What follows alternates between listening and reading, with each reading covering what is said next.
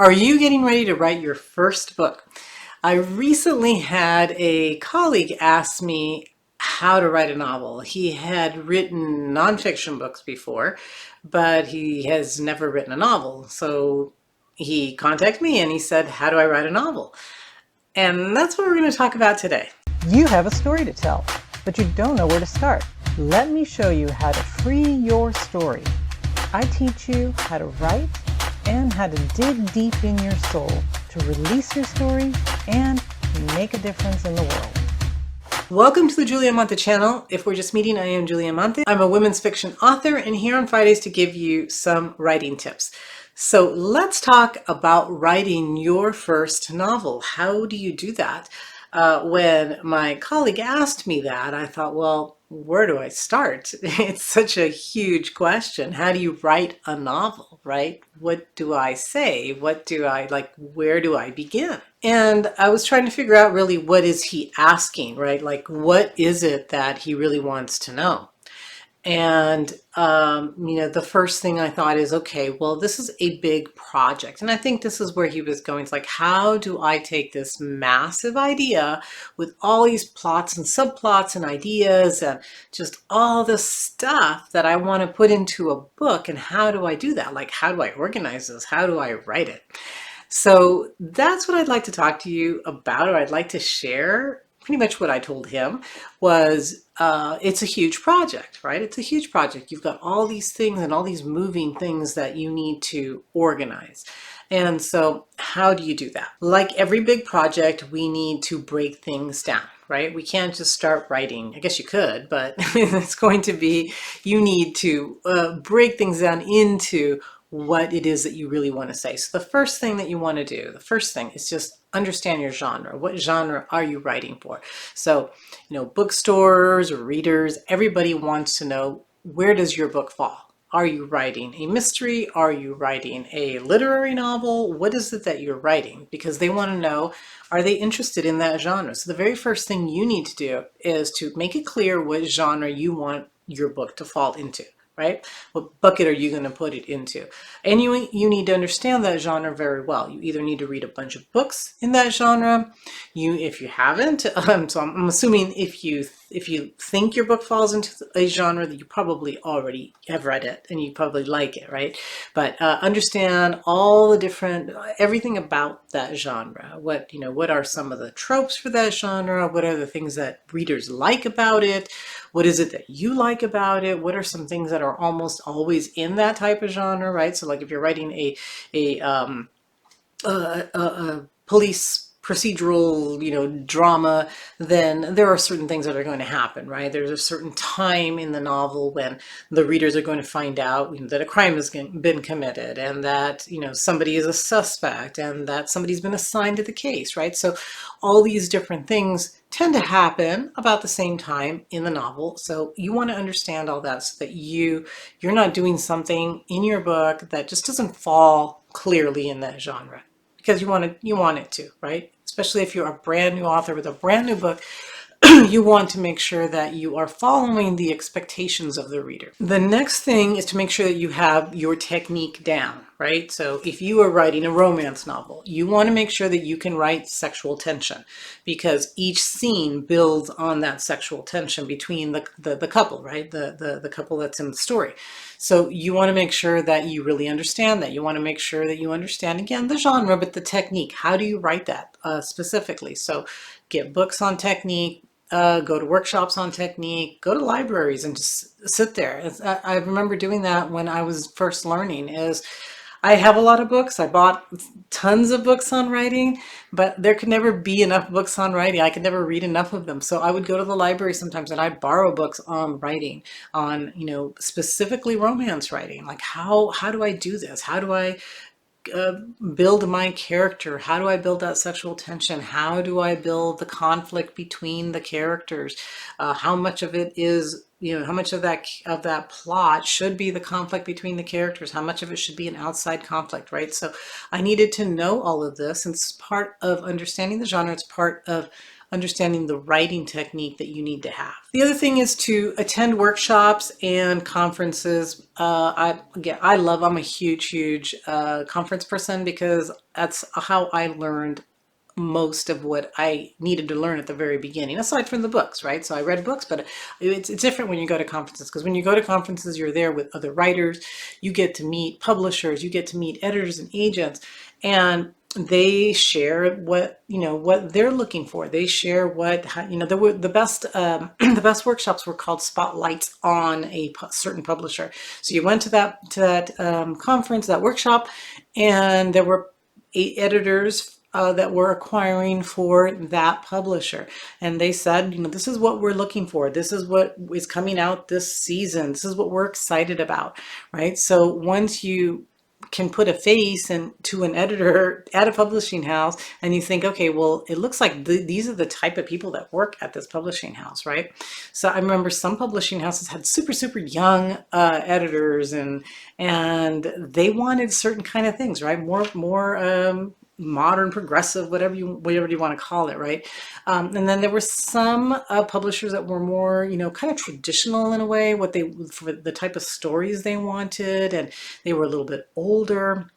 So it gives you a good feel for a publishing house and what they want. So attend these workshops, attend these conferences, because it will really open up your eyes and help you to understand where your story will fall. The other thing is to network a lot, because by talking to other writers, talking to people who are in the industry, it helps you to, again, really have a clear idea of where your book could find a home, and you can get a lot of information from other writers, a lot of friendships that may build, and that you can it's just nice to be with other writers and be able to have conversations so that you're discussing the same things. Everybody's going through the same thing, right?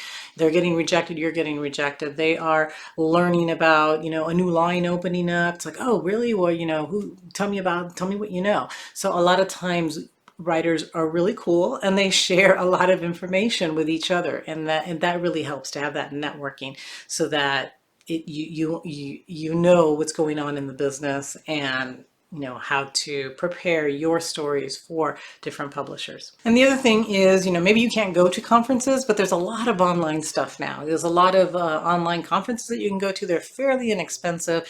You can do it from your own house. You don't have to go and stay at a hotel. You don't have to go to, pay for airline tickets. So it is much more accessible these days than it has been in the past. So try to find an online conference, or try to find online workshops, online coaching, all kinds of stuff that you can actually do from your own house. And again, that's very helpful. There are there's videos, of course, on YouTube. There is, I write for Medium. There's a lot of writers on Medium that will give you writing advice.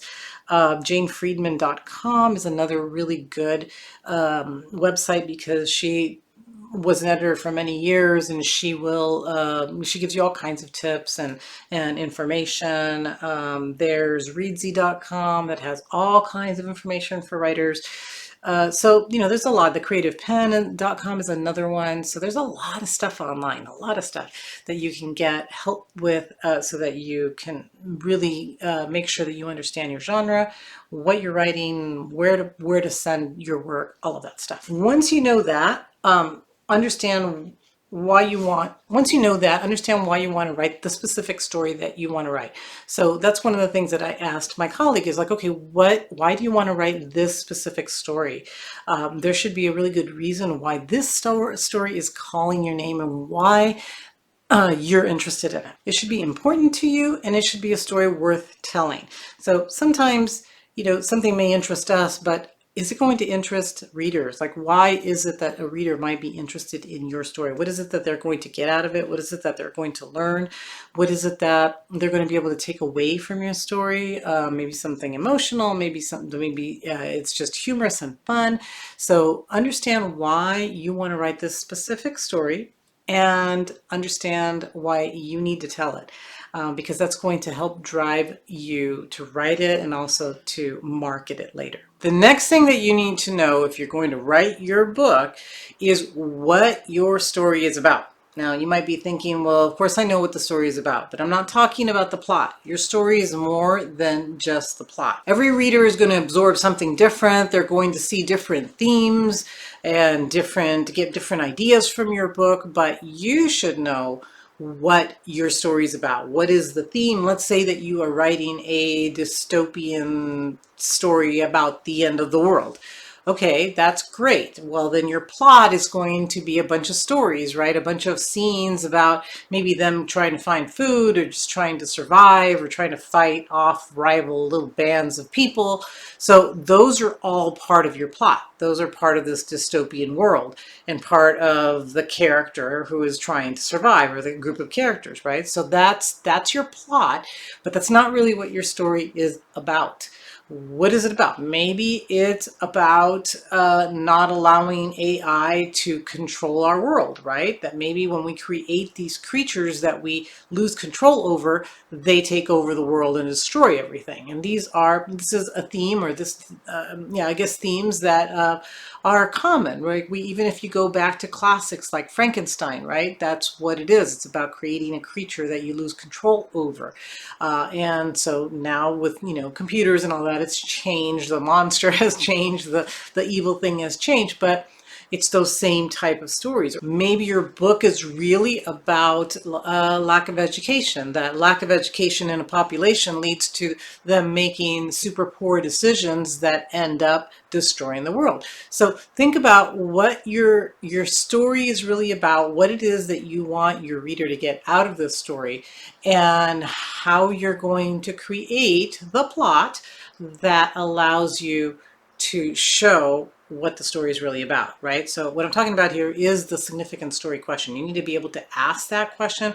You need to be able to answer it with your story, with your plot. So by the time that your reader is finished reading your story, they know what the story is about. They have the answer to the question. So maybe your question is, does the population need to be careful what type of computers and technology they create?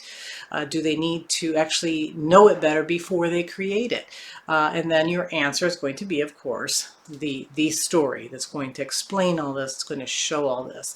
So be clear on what your story is about, because you can't really write a book unless you understand clearly what it is that you're trying to say. The next step, of course, is to actually sit down and write. So you've thought about it, you've got enough information, you've got your techniques down, you understand your story, maybe you have an outline, which would be really nice, and now you're ready to sit down and to write the story. I recommend that the first thing you do is to create some type of routine, right? So when you're doing something new, it's kind of hard sometimes. Like, you don't want to sit down and write for, 10 hours on a Sunday and then not write for 5 days and then write for 30 minutes and then have the holiday show up and then you don't write that day, right?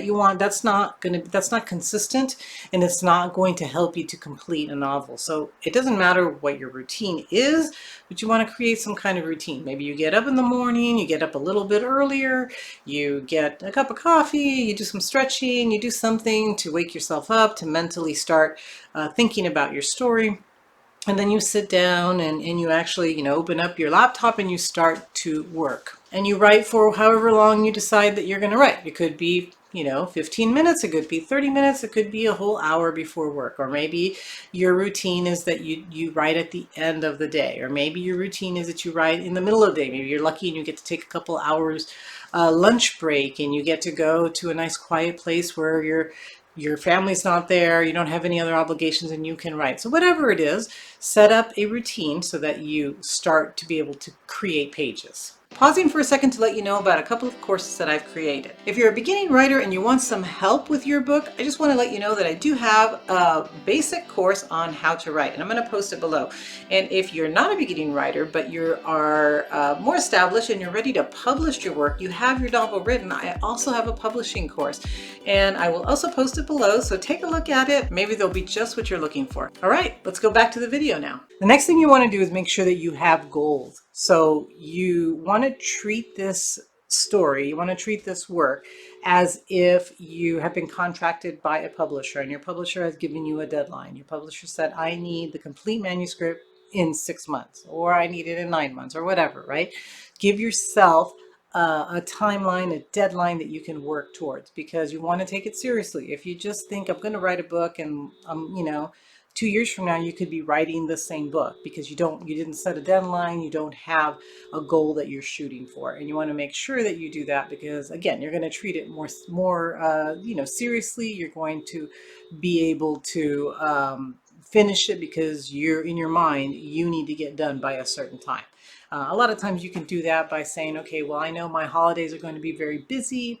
I'm going to be busy during Thanksgiving. I'm going to be busy during Christmas. And so what I'm going to do is I'm going to make sure that I get it all done before the same Thanksgiving holiday. And then I feel better.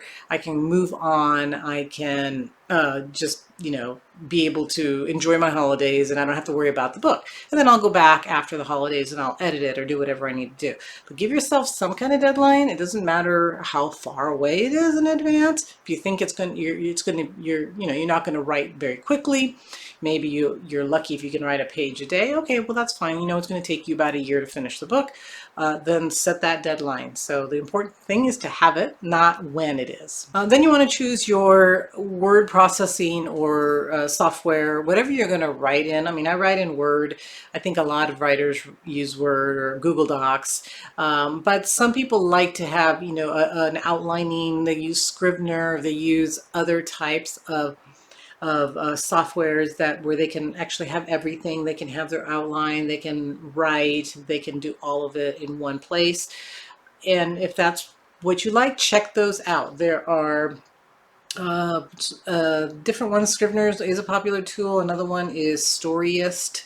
Is another good one. Dramatica is unique because it helps with plotting, and if you're weak at kind of building a thread through your story, then Dramatica will help you to do that.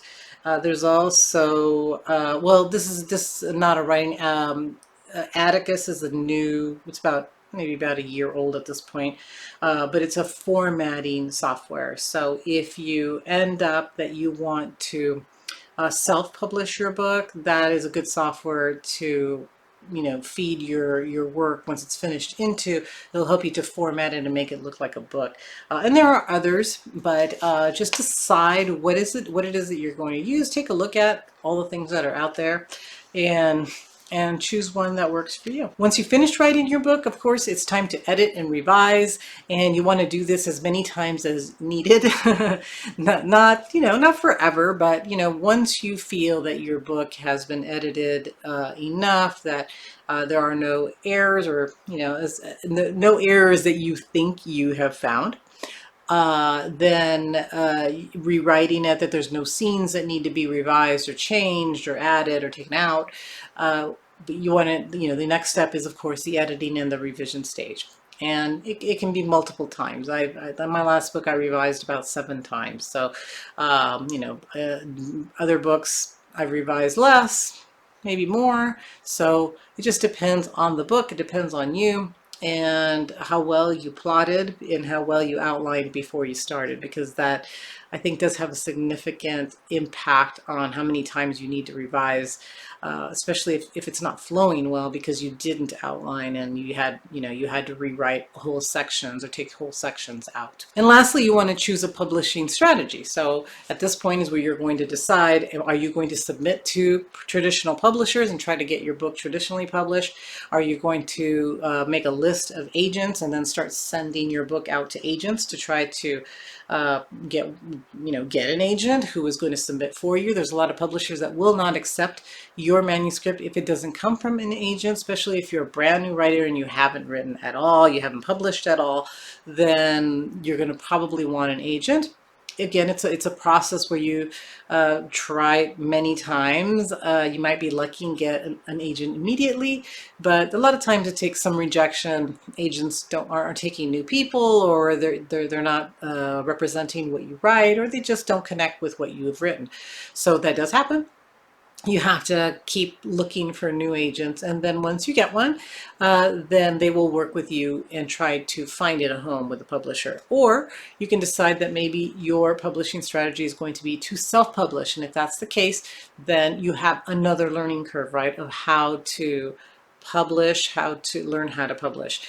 And there's a lot of information out there. I've talked about it before. I also have a publishing course that is interesting, and it goes through, what does it take to self-publish? What does it take to traditionally publish? So this might be of interest to you. So writing your first novel is really, really exciting. I think it takes a lot of thought, right, from beginning to end, but it's fun if you break it up into, again, those little steps, making sure that you understand the basics, that you understand the skill of writing, that you go through all the different steps of actually plotting and understanding your story, and then writing it and editing it. Again, they're all small steps, right? It seems like a lot when you think about everything all at once.